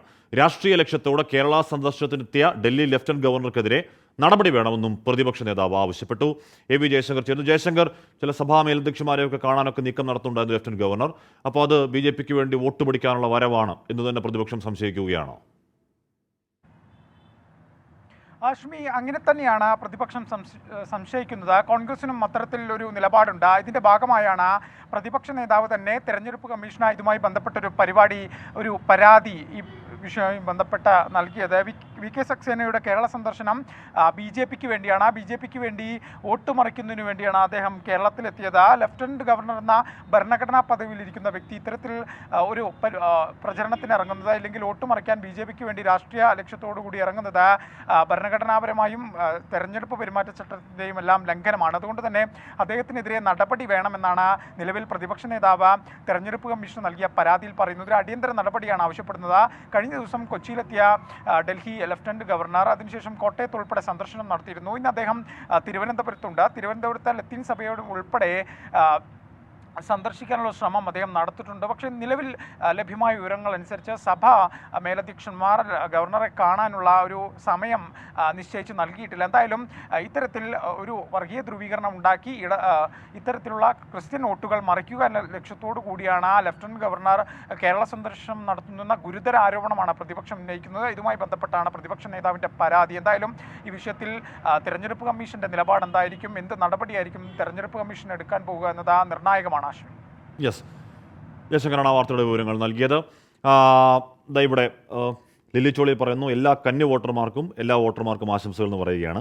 ഷുക്കൂർ പറയുന്നു ലക്ഷദ്വീപിലാണ് ജോലി, വോട്ട് ചെയ്യാൻ വരാൻ ആഗ്രഹമുണ്ട്. ലക്ഷദ്വീപ് ഇന്ത്യയുടെ ഭാഗം തന്നെയാണ്, പക്ഷേ വൻകരയിലേക്ക് യാത്രാ സൗകര്യം വളരെ പരിമിതം, മെഡിക്കൽ ആവശ്യങ്ങൾക്ക് പോലും യാത്ര ചെയ്യാൻ ടിക്കറ്റില്ല എന്നുകൂടി പറയുകയാണ്. സത്യമാണ്, ഒരു പരിധിവരെ ശരിയുമാണ്. ഒരു പരിധിവരെ ലക്ഷദ്വീപിൻ്റെ എല്ലാ കാലത്തെയും വേദന കൂടിയാണ് ഷുക്കൂർ നമ്മുടെ കമന്റ് ബോക്സിൽ പറയുന്നത്. വിവാദ പരാമർശം ആവർത്തിക്കുന്നു പ്രധാനമന്ത്രി നരേന്ദ്രമോദി. കോൺഗ്രസ് നിങ്ങളുടെ സമ്പത്ത് സ്കാൻ ചെയ്ത് കണ്ടുപിടിക്കുന്നുവെന്നും പ്രത്യേക വിഭാഗത്തിന് ആ സമ്പത്ത് വീതിച്ചു നൽകുന്നുവെന്നും മധ്യപ്രദേശിലെ റാലിയിൽ പ്രധാനമന്ത്രി ആവർത്തിച്ചു. പവിത്രമായ മംഗല്യസൂത്രം പോലും അവർക്ക് വീതിച്ചു നൽകും. കോൺഗ്രസിന്റെ പ്രകടന പത്രിക പോലും മുസ്ലിം ലീഗിൻ്റെതാണെന്നും പ്രധാനമന്ത്രി ആരോപിച്ചു. കർണാടകയിലെ കോൺഗ്രസ് സർക്കാർ മുസ്ലിം വിഭാഗത്തെ OBC വിഭാഗത്തിലേക്ക് മാറ്റി. അധികാരത്തിലെത്തിയാൽ കർണാടക മോഡൽ രാജ്യത്താകെ നടപ്പാക്കാനാണ് കോൺഗ്രസിന്റെ ലക്ഷ്യമെന്നും പ്രധാനമന്ത്രി വിമർശിക്കുകയാണ്. കോൺഗ്രസ് സർക്കാർ कर्नाटका में जितने भी मुस्लिम समाज के लोग हैं, उच्च वर्ग के होंगे, धनी होंगे, व्यापारी होंगे, उद्योगपति होंगे, न्यायमूर्ति होंगे, कोई भी होंगे, बस सिर्फ वो मुसलमान होना चाहिए. अगर वो मुसलमान है तो उन्होंने रातों रात एक कागज निकालकर हत्या. മന്ത്രി KN ബാലഗോപാലും ഇടതുമുന്നണിയും തനിക്കെതിരെ വ്യാജ പ്രചാരണങ്ങൾ നടത്തുകയാണെന്ന് കൊല്ലത്തെ UDF സ്ഥാനാർത്ഥി NK പ്രേമചന്ദ്രൻ. വിജയിച്ചാൽ താൻ BJPയിൽ പോകുമെന്നാണ് പ്രചാരണം. ന്യൂനപക്ഷങ്ങളെ എല്ലാ കാലവും കബളിപ്പിക്കാം എന്ന് CPIM കരുതേണ്ടെന്നും NK പ്രേമചന്ദ്രൻ 24നോട് പറഞ്ഞു. കൊല്ലത്ത് ഈ തെരഞ്ഞെടുപ്പിന്റെ കേളികൊട്ട് ആരംഭിക്കുന്നതിന് മുമ്പ് തന്നെ അവർ സ്ട്രാറ്റജി ഫിക്സ് ചെയ്തു, അവർ നറേറ്റീവ് ഫിക്സ് ചെയ്തു. എന്താ നറേറ്റീവ്? ഞാൻ ജയിച്ചാൽ BJP പോവും, നരേന്ദ്രമോദി മന്ത്രിസഭയിൽ അംഗമാകും. ഇത് മുസ്ലിം ക്രൈസ്തവ മതന്യൂനപക്ഷ കേന്ദ്രങ്ങളിൽ പ്രചരിപ്പിക്കുന്ന ജോലിയാണ് ഈ പാർട്ടിക്ക്. അതാണ് നമ്മൾ ഈ പാർട്ടി എന്ത് രാഷ്ട്രീയമാണ് കാണുന്നത്. KN ബാലഗോപാൽ കേരളത്തിന്റെ ധനമന്ത്രിയല്ലേ? അദ്ദേഹം കഴിഞ്ഞ ദിവസങ്ങളിൽ ക്രൈസ്തവ ദേവാലയങ്ങളിലും മുസ്ലിം ദേവാലയങ്ങളിലും പോയി പറയണം ഞാൻ BJP പോയി. എന്തൊരു രാഷ്ട്രീയമാണ് ഈ മനുഷ്യന്. അത് കഴിഞ്ഞതിന് ശേഷം ഇപ്പൊ വീണ്ടും അദ്ദേഹം ഇറങ്ങി നടന്ന് മുഴുവൻ മതന്യൂനപക്ഷ കേന്ദ്രങ്ങളിലും പറയുകയാണ് ഞാൻ BJP പോവും, സൂക്ഷിച്ചോട്ട് ചെയ്യണം. ക്രൈസ്തവ പുരോഹിതന്മാർ എന്നെ വിളിക്കുക, മൗലവിമാർ എന്നെ വിളിക്കുകയാണ്. സാറേ മന്ത്രി, സംസ്ഥാന മന്ത്രി വന്ന് പറഞ്ഞു, CPMന്റെ ഉന്നതനായ നേതാവ് എന്ന് പറഞ്ഞു. എന്താ ഞങ്ങൾ ചെയ്യേണ്ടത്? രോഹിണി മനോജ് പറയുകയാണ് ആഷ്മി പാലക്കാട് ചൂട് സഹിക്കാൻ പറ്റാത്ത അവസ്ഥയാണ്. ഒരു മഴ പോലും അവിടെ പെയ്തിട്ടില്ല. 40 ഡിഗ്രി സെൽഷ്യസ് എന്നൊക്കെ നേരത്തെ ഒരു പ്രാവശ്യം പറഞ്ഞായിരുന്നു. 40 ഡിഗ്രി സെൽഷ്യസ് എന്നൊക്കെ പറഞ്ഞാൽ മതുക്കം മേലെയാണ് പാലക്കാട്ടെ ചൂട്. ശരിയാണ്, ഹ്യൂമിഡിറ്റി ചൂടാകുമ്പോഴത്തേക്കും ഒരു 10-50 ഡിഗ്രി അല്ലെങ്കിൽ 40-45 ഡിഗ്രി സെൽഷ്യസ് എങ്കിലും ഫീൽ ചെയ്യുന്ന ചൂടാണ്. വല്ലാത്ത ചൂടാണ്. പെയ്യട്ടെ മഴ. തൃശൂർ പൂരം അലങ്കോലപ്പെടുത്തിയതിൽ ജുഡീഷ്യൽ അന്വേഷണം ആവശ്യപ്പെട്ടുള്ള ഹർജിയിൽ ഹൈക്കോടതി സർക്കാർ വിശദീകരണം തേടി. BJP നേതാവ് B ഗോപാലകൃഷ്ണന്റെ ഹർജിയിലാണ് ഇടപെടൽ. വിവരങ്ങളുമായി S ശ്രീകാന്ത് ചേർന്നു. ശ്രീകാന്ത്, എന്തായിരുന്നു കോടതിയുടെ ഇടപെടൽ? ഈ തൃശൂർ പൂരം അലങ്കോലപ്പെട്ടതുമായി ബന്ധപ്പെട്ട് ജുഡീഷ്യൽ അന്വേഷണം ആവശ്യപ്പെട്ട് BJP നേതാവ് B ഗോപാലകൃഷ്ണനാണ് ഒരു ഹർജി ഹൈക്കോടതിയിൽ നൽകിയത്. ഇതിനാണ് ഇപ്പോൾ ഹൈക്കോടതി സർക്കാരിന്റെ വിശദീകരണം തേടിയിട്ടുള്ളത്. ഉദ്യോഗസ്ഥർക്കെതിരെ വകുപ്പുതല അന്വേഷണം നടന്നിട്ടുണ്ടോ, കേസുകൾ രജിസ്റ്റർ ചെയ്തിട്ടുണ്ടോ, ജുഡീഷ്യൽ അന്വേഷണം ആലോചനയിലുണ്ടോ തുടങ്ങിയ കാര്യങ്ങളിൽ വിശദീകരണം നൽകാനാണ് ആവശ്യപ്പെട്ടിട്ടുള്ളത്. നേരത്തെ സമാനമായ ഒരു ഹർജി തൃശൂരിൽ നിന്നും വന്നിരുന്നു. അതിനൊപ്പം ഈ ഹർജി വീണ്ടും കോടതി പരിഗണിക്കും. എസ് ശ്രീകാന്താണ് കോടതിയിൽ നിന്നുള്ള വിവരങ്ങൾ നൽകിയത്. കൊല്ലം പോരുവഴിയിൽ ജീവിച്ചിരിക്കുന്നയാളെ മരിച്ചുവെന്ന് കാണിച്ച് വോട്ടേഴ്സ് ലിസ്റ്റിൽ നിന്ന് ഒഴിവാക്കിയെന്ന് പരാതി. റിട്ടയർഡ് സ്കൂൾ അധ്യാപകനായ പോരുവഴി സ്വദേശി TK ഹനീഫയാണ് മരിച്ചതായി രേഖപ്പെടുത്തിയത്. കഷ്ടമാണ്. വീട്ടിൽ വോട്ടേഴ്സ് സ്ലിപ്പ് നൽകാൻ എത്തിയപ്പോഴാണ് ഹനീഫയ്ക്ക് സംഭവം ശ്രദ്ധയിൽപ്പെടുന്നത്. തന്റെ സ്ലിപ്പ് ലഭിക്കാതെ വന്നതോടെ അദ്ദേഹം BLOയുടെ കാര്യം അന്വേഷിച്ചു. അപ്പോഴാണ് വോട്ടേഴ്സ് ലിസ്റ്റിൽ പേരില്ലെന്ന വിവരം അറിയുന്നത്. അപ്പോൾ ഞാൻ ചോദിച്ചവരോട് എന്ത് കാരണം കൊണ്ട് എൻ്റെ ഇല്ലല്ലോ, എൻ്റെ കോപ്പി ഇല്ലല്ലോ, എനിക്ക് കാർഡ് തന്നില്ലേ എന്നിങ്ങനെ ചോദിച്ചപ്പോൾ അവർ ഉണ്ട്, വേറെയാണ്, വേറെ മാറ്റിയിരിക്കുകയാണ് എന്നൊക്കെ പറഞ്ഞ് അവരങ്ങ് ഇറങ്ങി പോവുകയും ചെയ്തു. തുടർന്ന് നടത്തിയ വിശദമായ അന്വേഷണത്തിലാണ് ഇദ്ദേഹം മരണപ്പെട്ടതായി BLO റിപ്പോർട്ട് നൽകിയതായി മനസ്സിലാകുന്നത്. BLO നൽകിയ റിപ്പോർട്ടിന്റെ അടിസ്ഥാനത്തിലാണ് വോട്ടർ ലിസ്റ്റിൽ നിന്നും ഇദ്ദേഹത്തിന്റെ പേരൊഴിവാക്കിയതെന്നും ഉദ്യോഗസ്ഥർ അറിയിച്ചു. ഇതോടെ CPIMന്റെ പ്രാദേശിക ഭാരവാഹികളടക്കം സ്ഥലത്തെത്തി. തുടർന്ന് പേര് നീക്കിയത് സംബന്ധിച്ച ജില്ലാ കളക്ടർ ഉൾപ്പെടെയുള്ളവർക്ക് പരാതി നൽകി. ജീവിച്ചിരിക്കുന്ന താൻ മരിച്ചതായി രേഖപ്പെടുത്തി റിപ്പോർട്ട് അയച്ചത് എങ്ങനെയാണെന്ന് ഹനീഫ ചോദിക്കുന്നു. അരുൺ രാജ്, 24 കൊല്ലം. തിരുത്തണമെങ്കിൽ അടിയന്തരമായി തിരുത്തേണ്ട ഒരു പിഴവാണ്, തിരുത്തുമെന്ന് തന്നെ പ്രതീക്ഷിക്കുകയും ചെയ്യാം. ആറ്റിങ്ങലിൽ ഇരട്ട വോട്ടെന്ന UDF സ്ഥാനാർത്ഥി അടൂർ പ്രകാശിന്റെ ആരോപണം തള്ളി ജില്ലാ കളക്ടർ ജെറോമിക് ജോർജ്. മണ്ഡലത്തിൽ ഹാജരാകാത്തതോടെ മാറിപ്പോയതോ ആയ വോട്ടുകളാണുള്ളതെന്നാണ് കളക്ടറുടെ വിശദീകരണം. കളക്ടർക്കെതിരെ രൂക്ഷ വിമർശനവുമായി അടൂർ പ്രകാശ് രംഗത്തെത്തി. ആറ്റിങ്ങൽ മണ്ഡലത്തിലെ ചൂട് പിടിച്ച ചർച്ചയായിരുന്നു UDF സ്ഥാനാർത്ഥി അടൂർ പ്രകാശ് ഉയർത്തിക്കൊണ്ടുവന്ന ഇരട്ട വോട്ട് വിവാദം. CPIMനെതിരെയായിരുന്നു സ്ഥാനാർത്ഥിയുടെ ഒളിയമ്പ. 1,72,000 ഇരട്ട വോട്ടുകൾ മണ്ഡലത്തിലുണ്ടെന്നായിരുന്നു ആരോപണം. അടൂർ പ്രകാശിന്റെ ആരോപണം ജില്ലാ കളക്ടർ തള്ളി. മണ്ഡലത്തിൽ ഇരട്ട വോട്ടുകളില്ലെന്നും ഹാജരാകാത്തതോ സ്ഥലം മാറിപ്പോയതോ ആയ വോട്ടുകളാണുള്ളതെന്നും അതൊഴിവാക്കാനുള്ള നടപടികൾ സ്വീകരിച്ചിട്ടുണ്ടെന്നും കളക്ടർ. പ്രിസൈഡിംഗ് ഓഫീസേഴ്സ് കയ്യിൽ AST ആപ്പ് ഉണ്ട്. അങ്ങനെ ഏതെങ്കിലും ആൾ വന്നാൽ അവർക്ക് ഡിക്ലറേഷൻ വാങ്ങിച്ചിട്ട് അവർ അവരുടെ ഫോട്ടോയും കൂടി എടുക്കും. അപ്പോൾ ആപ്പിൽ തന്നെ നമുക്ക് അറിയാൻ പറ്റും അങ്ങനെ വന്നു. കളക്ടർ നീതി നിർവഹണത്തിന് തയ്യാറാകണമെന്ന് അടൂർ പ്രകാശ്. നീതി നിർവഹണത്തിന് അദ്ദേഹം തയ്യാറാകേണ്ട ഒരാളാണ് എന്നാണ് എന്റെ വ്യക്തിപരമായിട്ടുള്ള അഭിപ്രായം. ഇരട്ട വോട്ടുകളുണ്ടെന്ന ആരോപണം പാടെ തള്ളുകയാണ് LDF സ്ഥാനാർത്ഥി. ഒന്നിലധികം ഇലക്ഷൻ ID കാർഡ് ഉണ്ടെങ്കിലല്ലേ ഇരട്ട വോട്ടിന്റെ പ്രശ്നം വരുന്നുള്ളൂ. യഥാർത്ഥത്തിൽ അങ്ങനെ ആരും ഹോൾഡ് ചെയ്യാറില്ല. അത് നിയമവിരുദ്ധമാണ്, പിടിക്കപ്പെട്ടാൽ വലിയ പ്രശ്നമാണ്. അപ്പൊ അതുകൊണ്ട് ആ ഇരട്ട വോട്ടെന്ന് പറയുന്ന സംവിധാനം ഇല്ല. കളക്ടർ പറഞ്ഞിരിക്കുന്നതാണ് 100% ശരി. അടൂർ പ്രകാശിന്റെ ആരോപണം NDA സ്ഥാനാർത്ഥി V മുരളീധരനും ആദ്യം മുതലേ മുഖവിലക്കെടുത്തിരുന്നില്ല. 24 തിരുവനന്തപുരം. ഇപ്പോൾ EP ജയരാജൻ മാധ്യമങ്ങളോട് സംസാരിക്കുകയാണ്. K സുധാകരന്റെ ഗുരുതര ആരോപണങ്ങൾക്ക് മറുപടി പറയാണ് EP. ഒന്നാം ഘട്ട തെരഞ്ഞെടുപ്പ് കഴിഞ്ഞപ്പോൾ തന്നെ BJPക്ക് വലിയ ഭയപ്പാടാണ്. കാരണം ദേശീയ രാഷ്ട്രീയത്തിൽ BJP വിരുദ്ധ ശക്തികൾ കൂടുതൽ ശക്തമായി ഒന്നിച്ചണിനിരക്കുകയാണ്. അത് ഇവിടെ ഇന്ത്യയിലെ ഇടതുപക്ഷ മതേതര ശക്തികൾക്ക് വലിയ പ്രതീക്ഷ നൽകുന്നതാണ്. അതുകൊണ്ട് തന്നെയാണ് BJP ഇപ്പോൾ ഭയപ്പെടുന്നത്. അവർ എല്ലാ അതിർവരമ്പുകളും ലംഘിച്ചുകൊണ്ടുള്ള നടപടികളിലേക്ക് കടക്കുന്നത്. അല്ലെങ്കിൽ ഒരിക്കലും ന്യൂനപക്ഷങ്ങൾക്കെതിരെ BJP ഇപ്പോൾ നടത്തിയിട്ടുള്ളത് പോലൊരു ആക്രമണം നടത്താൻ ധൈര്യപ്പെടുമായിരുന്നില്ല. അവർ അവരുടെ എല്ലാ നിലയും വിട്ട് തെരഞ്ഞെടുപ്പിൻ്റെ ചട്ടങ്ങളുടെ എല്ലാം നടപടികളിൽ ലംഘിച്ചുകൊണ്ട് തന്നെയാണ് എല്ലാവരും പ്രഖ്യാപനം നടത്തിക്കൊണ്ടിരിക്കുന്നത്, നടപടി സ്വീകരിക്കുന്നത്. കേരളത്തിൽ നാളെ തെരഞ്ഞെടുപ്പാണ്.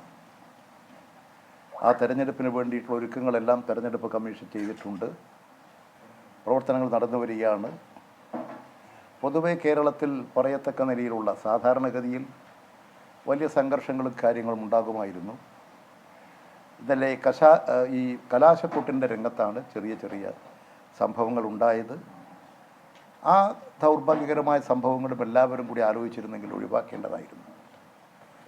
തീർച്ചയായും കേരളം പോലുള്ളൊരു സംസ്ഥാനത്ത് ഒരു സംഘർഷങ്ങളും ഒരു സംഘടനകളും ഒരു പാർട്ടിക്കും ഒരു മുന്നണിക്കും ഗുണം ചെയ്യുന്നതല്ല. പക്ഷേ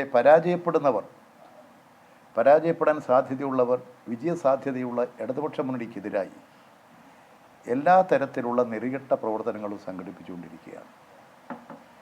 അതിൻ്റെ ഭാഗമായിട്ട് തന്നെ ഇടതുപക്ഷ മുന്നണിയുടെ നേതാക്കളെയും അതുപോലെ തന്നെ ഇടതുപക്ഷ മുന്നണിയുടെ മന്ത്രിമാരെയുമെല്ലാം കടന്നാക്രമിക്കാനും അടിസ്ഥാനരഹിതമായ പ്രശ്നങ്ങൾ ഉയർത്താനും അവർ ശ്രമിക്കുകയാണ്. ഇവിടെ കേരളത്തിൽ തന്നെ നിങ്ങൾക്കെല്ലാം അറിയാം, എത്രയോ വർഷക്കാലമായി മുഖ്യമന്ത്രിയെ വേട്ടയാടുന്നു. അതിൻ്റെ അടിസ്ഥാനം കേരളത്തിൽ ഇടതുപക്ഷ പ്രസ്ഥാനത്തിൻ്റെ വളർച്ചയും കേരളത്തിൽ ഗവൺമെൻറ് ജനങ്ങൾക്ക് നൽകിക്കൊണ്ടിരിക്കുന്ന ജനസേവനപരമായ ജനങ്ങളുടെ എല്ലാ നിലവാരത്തിലുമുള്ള അഭിവൃദ്ധിക്ക് വേണ്ടി നടത്തിക്കൊണ്ടിരിക്കുന്ന പ്രവർത്തനങ്ങളും കേരളത്തിലെ പ്രതിപക്ഷത്തെയും BJPയെയും അലങ്കോലപ്പെടുത്തുന്നു, അലോസരപ്പെടുത്തുന്നു. അതുകൊണ്ട് തന്നെ അതിനെ തകർക്കാൻ വേണ്ടിയിട്ട് അടിസ്ഥാനരഹിതമായ ആരോപണം ഉന്നയിച്ചു. എത്ര കാലമായി മുഖ്യമന്ത്രിക്ക് നേരെ എന്തെങ്കിലും അടിസ്ഥാനമുള്ള കാര്യമാണോ? ഇപ്പോൾ നടന്നുകൊണ്ടിരിക്കുന്ന ഒരു കേസ് തന്നെ മുഖ്യമന്ത്രിയെ പ്രതിയായി ചേർക്കണമെന്ന് പറഞ്ഞുകൊണ്ടാണ്. മുഖ്യമന്ത്രി പ്രതിയൊന്നുമല്ല. അതൊന്നും നടക്കുന്നില്ലെന്ന് വന്നപ്പോൾ എന്നാൽ ഇരിക്കട്ടെ, ഇവിടെ ചില അഴിമതി ആരോപണ പ്രശ്നങ്ങൾ ഉന്നയിച്ച് മാസപ്പടി എന്ന പേരിൽ ഒരു പഠിച്ചു വളർന്ന ഒരു യുവതി, ഒരു എഞ്ചിനീയർ, അതുപോലെ തന്നെ ആധുനിക ശാസ്ത്ര സാങ്കേതിക രംഗത്തെ കഴിവിട്ടൊരു എഞ്ചിനീയറായി പഠിച്ചു വന്നു. സ്വന്തമായി ജീവിതം മുന്നോട്ട് നയിക്കാൻ ഒരു കമ്പനി രൂപീകരിച്ച് പ്രവർത്തിക്കുന്നു. ആ കമ്പനി മറ്റ് കമ്പനികളുമായിട്ടൊക്കെ ബന്ധപ്പെട്ട് അവർ നല്ല നിലയിൽ പ്രവർത്തിക്കുന്നു. ആ പ്രവർത്തനത്തിൽ അവർക്കുള്ള വരുമാനം, ചെലവ് എല്ലാം ഇന്നത്തെ ഇന്ത്യൻ നിയമമനുസരിച്ച് എല്ലാ കാര്യങ്ങളും റിട്ടേൺസും ഒക്കെ സബ്മിറ്റ് ചെയ്യുന്നു. പക്ഷേ എന്നിട്ടും വിടുന്നുണ്ടോ? മുഖ്യമന്ത്രിയെ തകർക്കാൻ ലക്ഷ്യമിട്ടുകൊണ്ട് മുഖ്യമന്ത്രിയുടെ കുടുംബത്തെ ആക്രമിക്കുകയല്ലേ? ഇതിനെയും കേരളത്തിലെ ജനങ്ങൾ ശക്തമായി പ്രതിരോധിച്ചു. ഇത്തരത്തിലുള്ള അടിസ്ഥാനരഹിതമായ പ്രചാരവേല നടത്തി ഇടതുപക്ഷ മുന്നണിയെയും അതിൻ്റെ പുരോഗതിയെയും വളർച്ചയെയും തടസ്സപ്പെടുത്താൻ എന്താണ് കേരളത്തിലെ UDFും BJPയും ആഗ്രഹിച്ചത്, ആലോചിച്ചത്? അവരതിനു വേണ്ടി പലപ്പോഴും യോജിച്ചുകൊണ്ട് തന്നെയാണ് കാര്യങ്ങളെല്ലാം നീക്കിയത്. പക്ഷേ ഇവിടെ അവരുടെ എല്ലാ ശ്രമങ്ങളെയും പരാജയപ്പെടുത്തിക്കൊണ്ട് ഇടതുപക്ഷ മുന്നണി തകർപ്പൻ വിജയം നേടാൻ വേണ്ടി പോകുന്നു. അത് ഈ മുന്നണിയുടെ വിജയത്തോടുകൂടി കേരള രാഷ്ട്രീയത്തിൽ ശക്തമായിട്ടുള്ള പലതരത്തിലുള്ള ധ്രുവീകരണങ്ങളും ഉണ്ടാകും. അതിൻ്റെ ഒരു ഭാഗമാണ് രാവിലെ എന്നോടൊരു പത്രക്കാർ ചോദിച്ചപ്പോൾ ഞാൻ പറഞ്ഞൊരു കാര്യം. കേരളത്തിൽ മുസ്ലിം ലീഗ് വളരെ നിരാശരാണ്. അതിൻ്റെ കാരണം നേരത്തെ ഞാൻ പറഞ്ഞതുപോലെ 1952 മലബാറിൽ നിന്ന് 2 MP-മാർ മുസ്ലിം ലീഗിന് ലോകസഭയിലുണ്ടായിരുന്നു. 52 മുതൽ. അന്ന് ഇവിടെ 3 MP-മാരെ ജയിപ്പിക്കുന്നതിലും മുസ്ലിം ലീഗ് മലബാറിൽ ഒരു സഹായങ്ങൾ ചെയ്തു. അതിൻ്റെ അടിസ്ഥാനത്തിൽ രാമകാരിയാട്ടിനൊക്കെ അന്ന് പിന്തുണ കൊടുത്തു ജയിച്ചു വന്നു. 52 കഴിഞ്ഞിട്ട് കൊല്ലം എത്രയായി? തെരഞ്ഞെടുപ്പിന് ഒരൊറ്റ ദിവസം മാത്രം ബാക്കി നിൽക്കെ ക്രൈസ്തവ സഭാ മേലധ്യക്ഷന്മാരെ സന്ദർശിച്ച് തൃശൂരിലെ NDA സ്ഥാനം സുരേഷ് ഗോപി. പാലാ കാഞ്ഞിരപ്പള്ളി ബിഷപ്പുമാരുമായി കൂടിക്കാഴ്ച നടത്തിയ സുരേഷ് ഗോപി NSS ആസ്ഥാനത്തുമെത്തി. സന്ദർശനത്തിന് പിന്നിൽ രാഷ്ട്രീയമില്ലെന്ന് സുരേഷ് ഗോപി പറഞ്ഞു.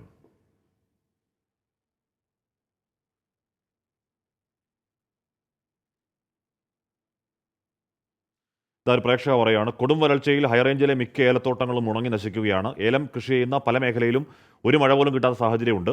ഈ നിലയിൽ എങ്ങനെ കൃഷി നിലനിർത്തുമെന്ന ആശങ്കയിലാണ് ഏലം കർഷകർ. ഏലം മൊത്തം നശിച്ചു തീർന്നപ്പോൾ 2000-ന് മുകളിൽ വിലയുമായിട്ടുണ്ട്. 2000 ലിറ്ററിന് 900 രൂപ വെള്ളത്തിന് മേടിച്ച് കൃഷി കഴിക്കാൻ പറ്റുന്നില്ല. അപ്പം അങ്ങനെ പല കാർഷിക മേഖലകളിലും കൊടും വരൾച്ചയിൽ വലിയ ബുദ്ധിമുട്ടിലാണ്. ഇനി IPL ആവേശം.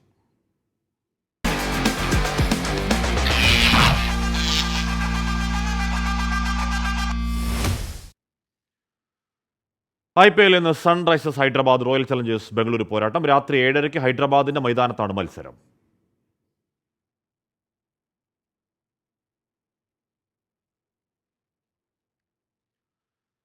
T20 ലോകകപ്പിനുള്ള ഇന്ത്യൻ ടീമിനെ തിരഞ്ഞെടുക്കുന്നതിനുള്ള യോഗം ശനിയാഴ്ചയോ ഞായറാഴ്ചയോ ഡൽഹിയിൽ ചേരും. മലയാളി താരം സഞ്ജു സാംസൺ ടീമിൽ ഇടം പിടിക്കും എന്നാണ് പ്രതീക്ഷ. 2020 ലോകകപ്പിനുള്ള താരങ്ങളുടെ പട്ടിക ടീമുകൾ ICCക്ക് നൽകാനുള്ള അന്തിമ ദിനം മെയ് 1-നാണ്. ഇന്ത്യൻ ടീമിനെ തിരഞ്ഞെടുക്കുന്നതിനുള്ള നിർണായക യോഗം ശനിയാഴ്ചയോ ഞായറാഴ്ചയോ ആയി നടക്കുമെന്നാണ് റിപ്പോർട്ടുകൾ. BCCI മുഖ്യ സെലക്ടർ അജിത് അഗാർക്കർ, പരിശീലകൻ രാഹുൽ ദ്രാവിഡ്, നായകൻ രോഹിത് ശർമ്മ എന്നിവർ യോഗത്തിൽ പങ്കെടുക്കും. IPL-ൽ ഉജ്ജ്വല പ്രകടനം നടത്തുന്ന മലയാളി താരം സഞ്ജു സാംസൺ ടീമിൽ ഇടം പിടിക്കുമെന്നാണ് റിപ്പോർട്ടുകൾ. എന്നാൽ ഒന്നാം വിക്കറ്റ് കീപ്പറുടെ സ്ഥാനം ഋഷഭ് പന്തിനായിരിക്കും. അപകടത്തിന് ശേഷം കളത്തിലേക്ക് തിരിച്ചുവന്ന ഋഷഭ് പന്തും IPL-ൽ ഉഗ്രൻ ഫോമിലാണ്. വിരാട് കോഹ്ലിയും ടീമിലുണ്ടാകും. നായകൻ രോഹിത് ശർമ്മയ്ക്കൊപ്പം വിരാടിനെ ഓപ്പണിംഗ് സ്ഥാനത്തേക്ക് പരിഗണിക്കണോ എന്നതിൽ ചർച്ച നടക്കും. ഹാർദിക് പാണ്ഡ്യയുടെ കാര്യത്തിൽ എന്തു തീരുമാനമുണ്ടാകും എന്നതിലാണ് ഏറ്റവും ആകാംക്ഷ. മോശം ഫോമിലുള്ള പണ്ഡ്യയെ ഒഴിവാക്കി ശിവം ദൂബെയെ പരിഗണിക്കണമെന്ന സെലക്ഷൻ കമ്മിറ്റിയിൽ തന്നെ ആവശ്യമുയർന്നിരുന്നു. ജസ്പ്രീത് ബുംറയ്ക്ക് കൂട്ടായി പേസ് നിരയിലേക്ക് ആരെന്നതിലും തലപുകയ്ക്കേണ്ടി വരും. മുഹമ്മദ് സിറാജ്, അർഷദീപ് സിംഗ് എന്നിവർക്ക് പകരം young pace sensation Mayank Yadav അടക്കമുള്ളവരെ പരീക്ഷിച്ചേക്കണമെന്നും അഭിപ്രായങ്ങളുണ്ട്. Sports desk 24. ഭീമ ഗ്രൂപ്പിന്റെ റിയൽ എസ്റ്റേറ്റ് വിഭാഗമായ അർബൻ സ്കേപ്പ് പ്രോപ്പർട്ടീസിന്റെ പുതിയ ലക്ഷറി അപ്പാർട്ട്മെന്റ് പ്രൊജക്റ്റായ USP മിഡ് ടൗണിന്റെ ഭൂമി പൂജാ ചടങ്ങ് കഴക്കൂട്ടം നടന്നു. 2 and 3 BHK ആഡംബര അപ്പാർട്ട്മെന്റുകളാണ് തിരുവനന്തപുരത്തിന്റെ ഹൃദയഭാഗമായ കഴക്കൂട്ടത്ത് ഒരുങ്ങുന്നത്. 19 നിലകളുള്ള അപ്പാർട്ട്മെന്റുകളാണ് നിർമ്മിക്കുന്നത്. Bhima group chairman doctor B Govindan, managing director MS Suhas ഉൾപ്പെടെയുള്ളവർ ചടങ്ങിൽ പങ്കെടുത്തു. ജെയിൻ ഡീംഡ് യൂണിവേഴ്സിറ്റി കൊച്ചി കാക്കനാട് ക്യാമ്പസിൽ ക്വീൻ ഓഫ് അറേബ്യൻ സീ എന്ന പേരിൽ ചിത്രകലാ ശില്പശാല സംഘടിപ്പിച്ചു. ചിത്രകാരൻ ഡോക്ടർ അവിനാഷ് കാർട്ടയുടെ നേതൃത്വത്തിലായിരുന്നു പരിപാടി. രാജ്യത്തെ വിവിധ സംസ്ഥാനങ്ങളിൽ നിന്നുള്ള 21 കലാകാരന്മാർ പങ്കെടുത്തു. വിദ്യാർത്ഥികൾക്കായി പ്രത്യേക ക്ലാസുകൾ നടന്നു. ചിത്രങ്ങളുടെ പ്രദർശനവും ഉണ്ടായി. LDF-ഉം ഫാസിസ്റ്റ് ശക്തികളും ഒരേ തൂവൽ പക്ഷികളെന്ന് സമസ്ത കേന്ദ്ര മുഷാവറ അംഗം ബഹാവുദ്ദീൻ നദ്വി. തെരഞ്ഞെടുപ്പ് അടുക്കുന്ന സമയത്ത് മാത്രം മുസ്ലിം സംരക്ഷണം ഏറ്റെടുക്കുന്ന CPIM പാർട്ടി ഗ്രാമങ്ങളിൽ മുസ്ലിം വിദ്വേഷ പ്രവർത്തനം നടത്തുകയാണെന്നും ബഹാവുദ്ദീൻ മുഹമ്മദ് നദ്വി ആരോപിക്കുകയാണ്. സമസ്തയും ലീഗിനെയും തെറ്റിക്കാൻ നോക്കുന്നത് പാഴ്വേലയെന്ന് PK കുഞ്ഞാലിക്കുട്ടിയും പ്രതികരിച്ചു. ഇടതുപക്ഷത്തെ പിന്തുണച്ച സമസ്ത സെക്രട്ടറി ഉമർ ഫൈസി മുക്കം രംഗത്ത് വന്നതിന് പിന്നാലെ സമസ്തയിലെ ലീഗ് അനുകൂല നേതാക്കൾ മുസ്ലിം ലീഗിന് പ്രതിരോധം തീർക്കുന്ന കാഴ്ച തുടരുകയാണ്. CPM-നെ കടന്നാക്രമിച്ചുകൊണ്ട് സമസ്തയിലെ മുതിർന്ന അംഗമായ ബഹാവുദ്ദീൻ മുഹമ്മദ് നദ്വിയാണ് ഇന്നെത്തിയത്. LDF-ഉം ഫാഷിസ്റ്റ് ശക്തികളും ഒരേ തൂവൽ പക്ഷികളാണ് എന്ന് പല ആളുകളും മനസ്സിലാക്കി കഴിഞ്ഞിട്ടുണ്ട് ഇതിനകം. ഫാഷിസത്തെയും കേരളത്തിലെ LDF-നെയും ജനാധിപത്യ വിശ്വാസികൾ ഒരേ മനസ്സ് വെച്ചുകൊണ്ട് പരാജയപ്പെടുത്തേണ്ടതുണ്ട്. മുസ്ലിം പെൺകുട്ടിയുടെ തട്ടമൊഴിപ്പിച്ചത് തങ്ങളാണെന്ന് അഭിമാനപൂർവ്വം പറഞ്ഞ CPIM തട്ടമിട്ട് പെൺകുട്ടികളെ വെച്ച് പരസ്യം ചെയ്യുന്നുവെന്നും വിമർശനം. അവർ 4 മാസം മുമ്പ് അവകാശവാദം ഉന്നയിച്ചു, ഞങ്ങളാണ് ഇവിടെ മുസ്ലിം പെൺകുട്ടികളുടെ തട്ടം വലിച്ച് ഊരിയത്. എന്നിട്ട് ആ തട്ടമിട്ട ഒരു പെൺകുട്ടിയെ തന്നെ അവർക്ക് പരസ്യത്തിൽ കൊടുക്കേണ്ടി വന്നു ഇന്നലെ. അത് അവരെ കുറ്റം പറയേണ്ടി കഴിഞ്ഞാൽ അവരുടെ നയം അതാണ്, വൈരുദ്ധ്യാധിഷ്ഠിത ഭൗതികവാദമാണ്. സമസ്തയിലെ ലീഗ് പക്ഷക്കാരാണ് പ്രശ്നമുണ്ടാക്കുന്നതെന്ന് പൊന്നാനിയിലെ LDF സ്ഥാനാർത്ഥി KS ഹംസ. സമസ്തയിൽ നിന്നുള്ള ഒരു ചെറിയ വിരുദ്ധ സംഘം കൂടി ഒരു പത്രസമ്മേളനം നടത്താൻ തീരുമാനിച്ചു. അത് സമസ്ത ഒന്നിച്ചെതിർക്കും എന്നവർക്ക് ബോധ്യം തോന്നുന്നു. അങ്ങനെ വന്നപ്പോൾ അതിനെ മറികടക്കുക, അത് ഒഴിവാക്കി ഒരു CIC-യുടെ ഒരു പത്ര റിലീസിലാണ്ട് ഒതുക്കിയെന്ന് മാത്രമേ ഉള്ളൂ. സമസ്തയെയും ലീഗിനെയും തെറ്റിക്കാൻ നോക്കുന്നത് പാഴ്വേലയെന്നായിരുന്നു മുസ്ലിം ലീഗ് ദേശീയ ജനറൽ സെക്രട്ടറി PK കുഞ്ഞാലിക്കുട്ടിയുടെ പ്രതികരണം. ഇതൊരു പാഴ്വേലയാണ്. സമസ്തയും ലീഗിനെയും ഒക്കെ തെറ്റിക്കാനൊക്കെ നോക്കുന്ന ഒരു പാഴ്വേലയാണ്. അതിലെല്ലാം ഇപ്പോൾ അവരെന്നെ പറഞ്ഞല്ലോ, പല രാഷ്ട്രീയക്കാരും പല ആളുകളൊക്കെ ഉണ്ടാവും, അവർക്ക് അവരുടെ രാഷ്ട്രീയമുണ്ട്, അത് വേറെ കാര്യം. അതിലൊന്നും ഞങ്ങൾ ഇടപെടാറില്ല. ലീഗ് നേതാക്കളുടെ മുൻകാല സമസ്ത വിരുദ്ധ പ്രസംഗങ്ങൾ കോർത്തിണക്കി പൊന്നാനിയിൽ ലീഗിനെതിരെ വീഡിയോ പ്രചാരണവുമായി സമസ്തയിലെ ലീഗ് വിരുദ്ധരും സോഷ്യൽ മീഡിയയിൽ സജീവമാണ്. സമീർ ബിൻ കരീം, 24, തിരൂർ. അപ്പോൾ പ്രിയപ്പെട്ട പ്രേക്ഷകരെ, നമ്മുടെ ഉച്ചവാർത്ത യാത്ര തൽക്കാലം പൂർണ്ണമാവും. നമ്മൾ കാണുക വൈകിട്ട് 8 മണിക്ക് എൻകൗണ്ടറിലാണ്.